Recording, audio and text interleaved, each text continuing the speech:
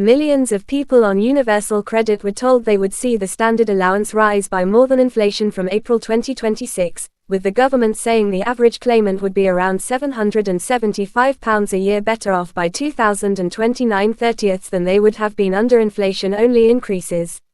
The same approach was also expected to apply to younger claimants and to couples, not just single adults over 25.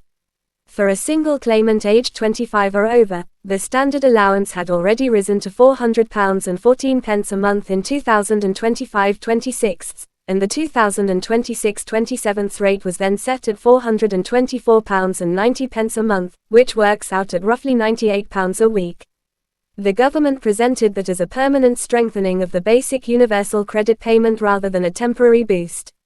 But the headline rise came alongside a much tougher set of wider welfare changes.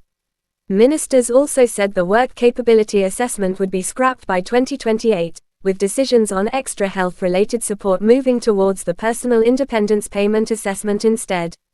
At the same time, new claimants to the health element were due to receive a lower rate, while existing claimants and people with severe lifelong conditions were promised protection. The bigger message was that the government wanted to make the main universal credit payment look more generous while reshaping the rest of the system around work. Part of that argument was that people should feel more confident trying a job without fearing that the attempt alone would automatically trigger a reassessment of their benefit. So while the headline focused on a £775 rise, the real story was a much broader overhaul.